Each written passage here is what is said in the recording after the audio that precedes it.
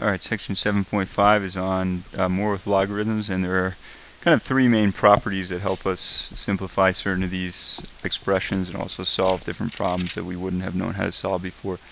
And those are properties based on multiplying, dividing, and raising to a power. So that's what those three properties say right there: product, quotient, and power. So I'm going to use those properties and then use them to solve equations, and then also be able to take logarithms that are condensed and expand them out. Okay, so we'll learn how to do those things. Here's what the product property basically says. It says that if you are taking the log of two things multiplied together, that's the same as taking the log of the first thing plus the log of the second thing.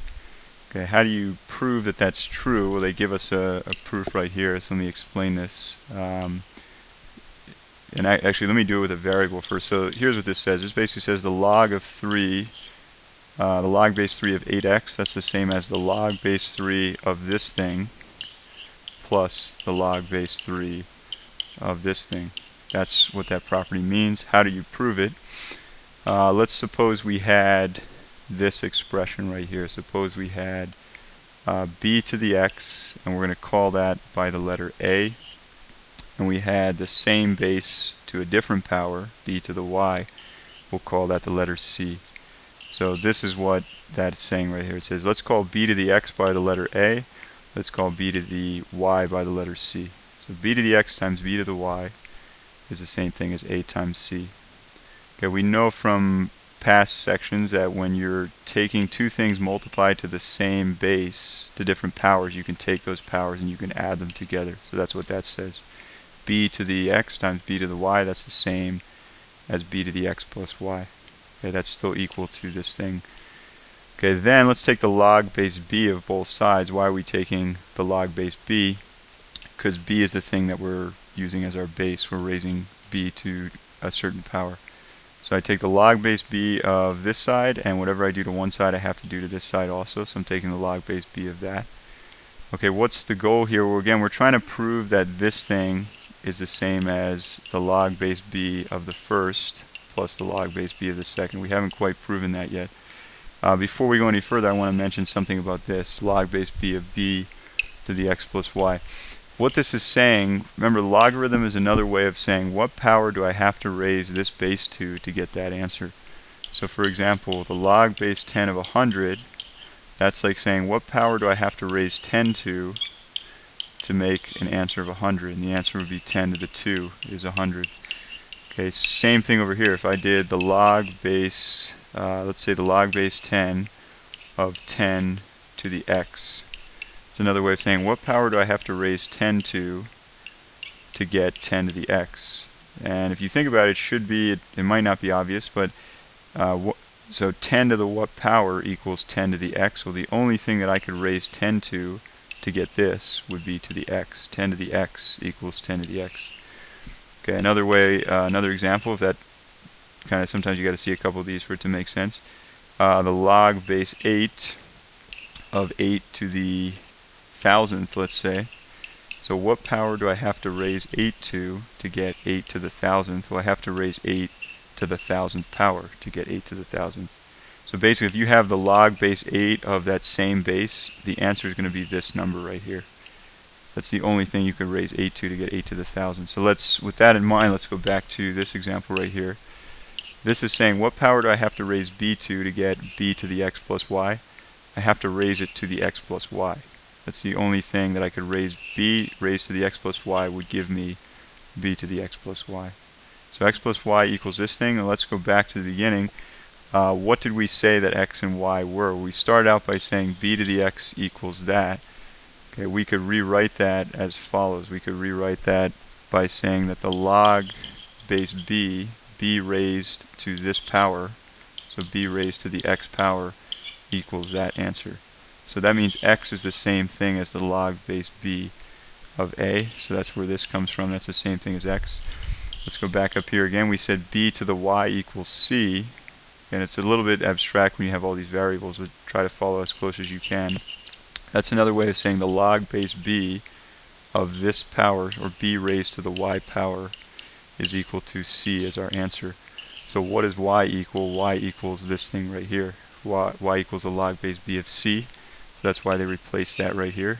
And that's kind of the proof right there. We just proved that the log base b of a times c is the same as the log of that thing, the first, plus the log of the second thing that we multiply. That's the product property. You don't have to memorize that proof, but it is nice to know that it has a justification. Alright, so this says use the product property, and the key there with these wave kind of tilde sign, these approximately equal to, that's a sign that we have to do this without using a calculator. It's easy to use a calculator to do this, but knowing what we just know, there's an easier way to do that. Okay. So how do we use this log right here to approximate this one? Okay, and they're saying use the product property. So what that means is we have to find a way to make 192 be something that we multiplied 3 by. That's the only way we can use the product property. Product means we're multiplying. So 3 goes into 92. That's an 18 right there. 3 goes into 92 exactly 64 times. So we could rewrite this right here. We could rewrite 192 as 3 times 64. And we just said on the previous page that when you're multiplying two things together, that's the same as taking the log of the first one plus the log of the second one. Okay, so the question is, how can we do this without a calculator? Well, they told us right here what the log base 4 of 3 is. We have that number. They're telling us it's 0.7925. So I'll just plug that in here. Plus, and then the log base 4 of 64, that's another way of saying 4 to what power is equal to 64. 4 to some unknown power equals 64. And 4 to the third power is equal to 64. So this thing right here is exactly equal to 3. 3 plus 0.7925 is 3.7925. That's how you can do that without having a calculator handy. Okay, let's do the same thing right here. The log base 4 of 2 is equal to 0.5. Use that to approximate this other one. Okay, well, how can we do that? Again, we're using the product property, so we need to find a way to multiply this number by something that's going to give us 32. And it turns out 32 is 2 times 16. Okay, the property says that the log of these things multiplied together, that's like the log of the first one, first number I'm multiplying, plus the log of the second one. Okay, let's start with this one. This one is easy. 4 raised to what power is 16? That's 4 to the second power. That's what the log base 4 of 16 is. What power do you have to raise 4 to get 16? You have to raise it to the second power. And then this they gave us. They told us right here that the log base 4 of 2 is 0.5, which you really didn't need to be told that, because 4 to the 0.5, 4 to the 1/2, that's like the square root of 4. So 0.5 plus 2 would just be 2.5. Should be our answer, and it is.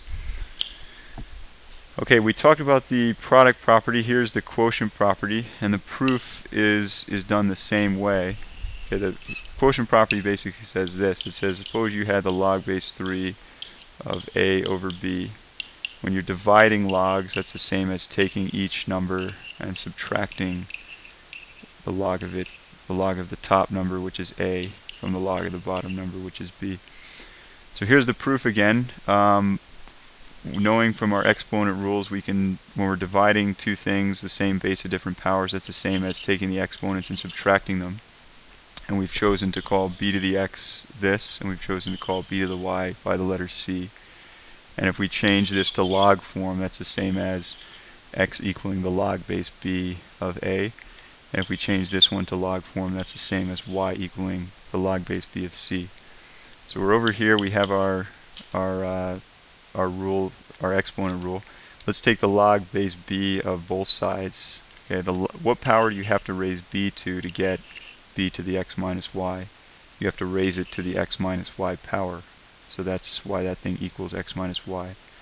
And then what did we call x? So we called x this thing right here. So that's, they substitute in log base b of a for x. What do we call y? We called y the log base b of c. So that's where this comes from.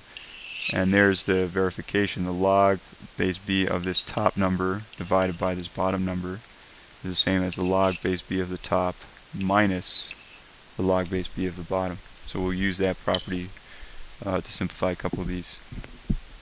Okay, pH refers to the acidity level of a chemical in chemistry.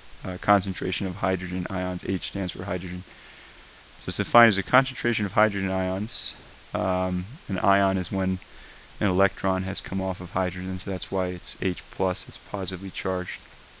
And moles is a chemistry term. It's like a dozen is 12, a mole is this number right here. It's called Avogadro's number. That's how many, I think that's how many atoms there are in a mole of atoms, if I remember my chemistry correctly. It's given by the formula, the acidity or the pH is equal to this log expression. Find the amount of hydrogen in a liter of acid rain that has a pH of 4.2. So let's use this equation right here. Okay, they're telling us the pH is 4.2, and now we can use the division property. It says the log of something being divided, that's the same as the log of the top number, which is 1, minus the log of the bottom number, which is this one right here. We don't know that. I think that's what they're asking us to find. Find the amount of hydrogen or the concentration of hydrogen. So we have that right there, and actually the amount might indicate that they want us to do something with the amount of liters. I could be wrong. Okay, so what does this equal? Well, what power do you have to raise 10 to get 1? Well, any number to the 0 power equals 1, so this is the same thing as 0. 10 to the 0 power equals 1. That's another way of saying the log base 10 of 1 is equal to 0. This base to that power equals that number. So 0 minus this thing right here, and that is equal to 4.2. Okay, well 0 minus anything is just the negative of that thing, so we don't need the 0 there. We could say it equals this right here. Okay, then let's divide both sides by negative 1. So if I divide this by negative 1, I will get negative 4.2. So we're going to have negative 4.2 equals the log base 10 of H plus. We want to solve for H plus, so let's change this to exponent form.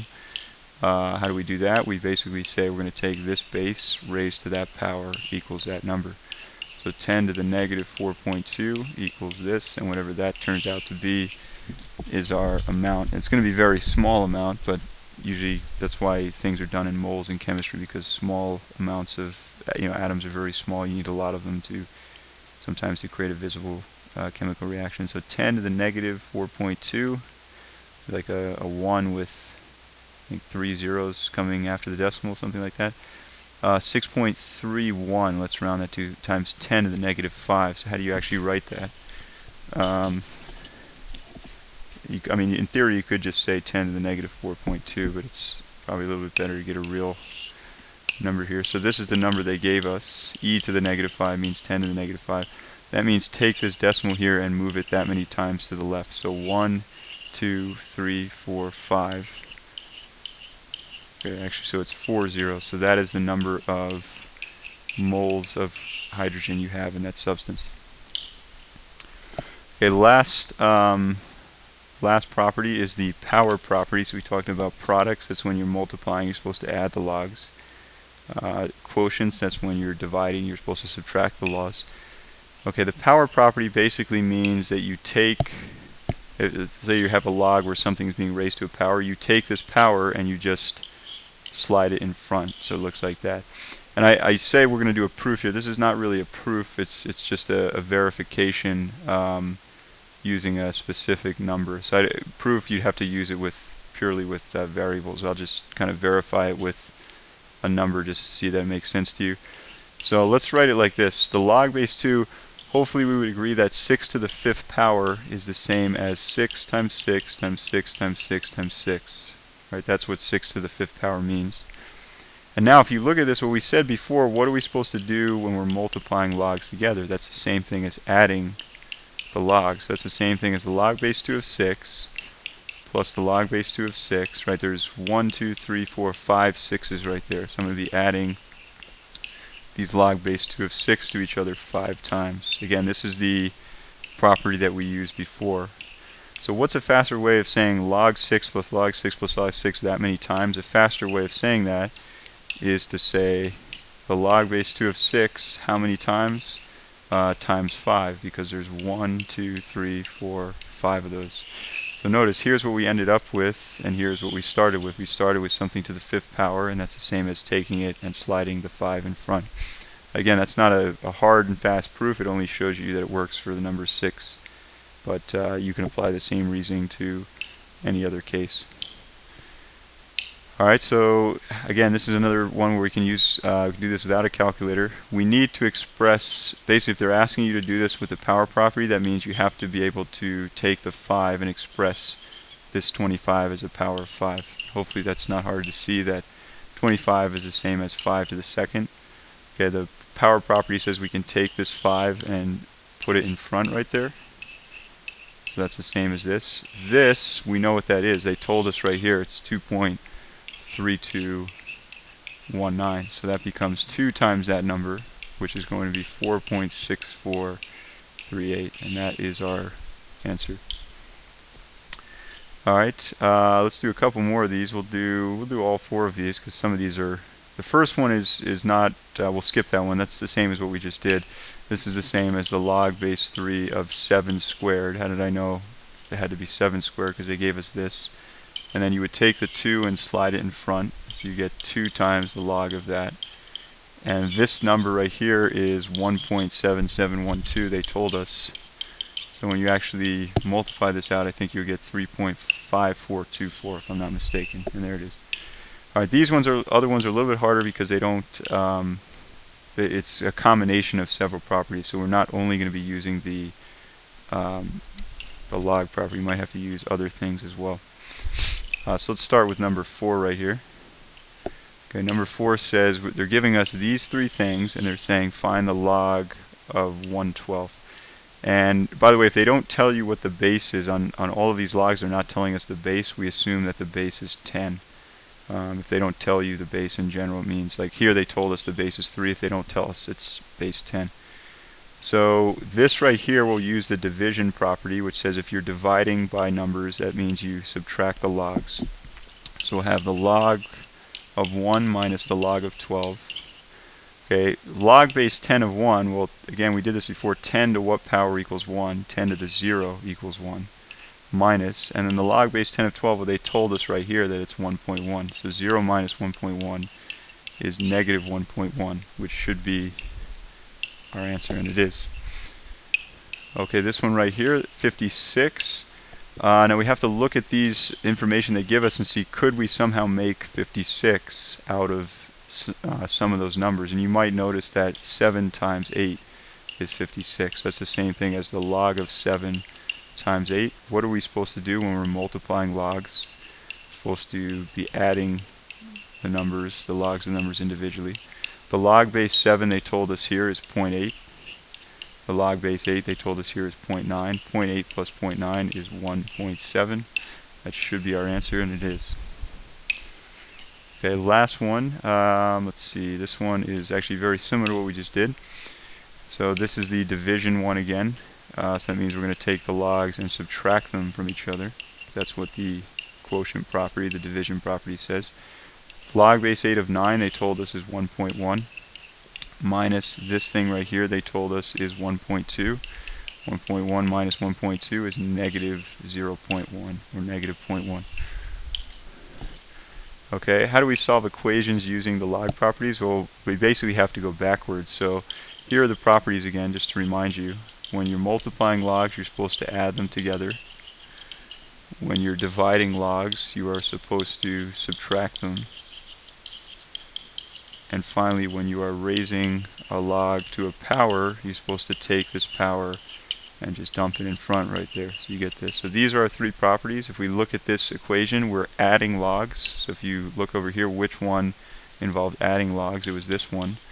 Basically, if you're adding logs, you can put them back together by multiplying the two things together. So we're going to multiply these two together, put it back together. So log base 6 of x, here's the x, times that thing, times x minus 9. And that's equal to 2. So let's just simplify that. We have the log base 6 of, we distribute this, x times x is x squared. Oops, that's not supposed to be an equal sign. It's supposed to be a parentheses. And then x times the minus 9 is minus 9x. Okay, this is in log form. Let's change it to exponent form. So this number to that power equals that answer. So 6 to the second power is 36, and that's equal to x squared minus 9x. That's a quadratic, so let's put that in standard form by subtracting 36. So we get 0 is equal to this. Now we want to see if we can factor this and find numbers that multiply to negative 36 and add to negative 9. And first of all, if they multiply to a negative, one will be positive, one will be negative, and I think that's negative 12 and positive 3. Since that's equal to 0, we have to ask ourselves what would make each of these 0. This one would be x equals negative 3, this one would be x equals 12. Now we have to check both of those answers and make sure that neither of them give us the log of a negative. So we and actually see 12 will work, but negative 3 will not work. If you plug in, if either of them are negative, when you plug in negative 3, it's not going to work. So negative 3 plugged in there will be negative 3 minus 9, which is negative 12. Negative 3 plugged in there would be negative 3, so that's not going to work. However, 12 does work, so 12 is the only one that we can accept as a final solution. The other one is extraneous. Alright, let's do a couple more here. Let's see which one of these looks slightly more interesting. I think probably number 4a, because 4b is almost identical to the one we just did. So this one right here, again, we're adding the logs, so we're going to put them back together by multiplying this number and this number. So 27 times 3 is 81. Just write that here. 27 times 3 equals 81. And that's the same as this number. And actually here, you might notice there's a 2 in front. And just to go back a page, this property here is the thing that involves a number in front of the log. That means we can take this number, if we want to go backwards, we can swing it back up there as an exponent. Because otherwise it's not going to be clear how to solve this. So we'll take this 2 and attach it there as an exponent. And now we have the log base 7 of x squared equals the log base 7 of 81. That must mean that x squared and 81 are identical to each other. If we square root both sides and put a plus or minus in front, we get x equals positive 9 or negative 9. But that's the only one that works. If you use negative 9, you plugged it in right here, it's not going to work. You can't take the log of negative 9. Okay, so only 9 is the one that works right there. Okay, the last one I want to show you is how to expand logarithms out. And we kind of already did this before. You can see some of these get a little bit more complicated, but we'll see how to do this. So this right here, taking the square root of something is like raising it to the 1/2 power. And then we said before that you can take this number and slide it in front. That's the expanded version of that. So 1/2 times the log base 5 of a. And if you're wondering why that answer looks different, 1/2 times this right here, that's the same as multiplying that by 1 and sticking it over 2. And that's what they did. But either form of that is correct. Okay, the log base 12 of the log of 12 to the 5th, you can take that 5 and slide it in front. So that would be 5 times log of 12. Okay, this one right here, taking the cube root of a, cube rooting something is like raising it to the 1/3 power. And if we slide that in front, we would get 1/3 times the log base 2 of a, and that's our expanded version. And then here is the same thing. Here we're taking the square root of x, it's like raising it to the 1/2, and we can slide that in front, and you get 1/2 times the log base 3 of x. Those were not so bad. These are a little bit trickier. Here we have a combination of things, so let's expand this out. We're multiplying w to the 5th times this. Let's say the log base 6, multiplying means that we're supposed to add the logs. So w to the 5th plus the log base 6 of, and then this thing right here is like raising it to the 1/3 power because we're taking the cube root. So that's the same as uv to the 1/3. Okay, and you can actually write that as each one of those to the 1/3. So you could say the log base 6 of w to the 5th plus the log base 6 of u to the 1/3 plus the log base 6 of v to the 1/3. If that's not clear, this thing right here is the same as u to the 1/3 times v to the 1/3, and we're taking the log base 6 of that. So remember, we're multiplying these. That means we can split them up by adding. Okay, how do we simplify this? Well, now all of these things have powers in front of them, so we can take the powers and just slide them in front. So we'll have 5 times the log base 6 of w plus 1/3 times the log base 6 of u plus 1/3 times the log base 6 of v, and that is our expanded out answer. Okay, number 11 is very similar. It's a little bit trickier, so we want to kind of follow the order of operations here. Exponents come first, so let's take this and slide it in front. So we'd have 3 times the log base 8 of this thing, and then inside we're dividing. That's the same as taking these two components and subtracting their logs. Okay, we'll do that in just a sec though. We want to keep it like this first. Y times z. Okay, so now we'll kind of expand that out by dividing. So 3 times the log base 8 of this thing minus 3 times the log base 8 of the bottom part, which is yz. Okay, let's expand that out. So now, remember, we can take this and swing it in front, and even though there's already a number there, that's okay. It's just going to get multiplied. So 4 times that 3 would be 12. And then right here, what can we do with things being multiplied? We can add their logs. Now, I'm going to put this in parentheses because we have a minus right here, and that might kind of throw people off if we don't keep track of that. So log base 3 log base 8 of y minus 3 log base 8 of z. Why did I put the minus there? Sorry, that's supposed to be a plus, by the way. Okay, remember we're multiplying these, so we're supposed to add their logs together. The reason I put the minus there is because now when we distribute it, you can see it's going to get distributed to both of them, so these should both end up being negative. So minus 3 log base 8 of y minus 3 log base 8 of z. That should be our final answer. Let's double check that we got it.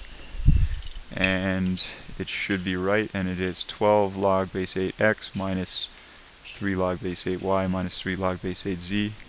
So that looks correct, and that is on the properties of logarithms, section 7.5.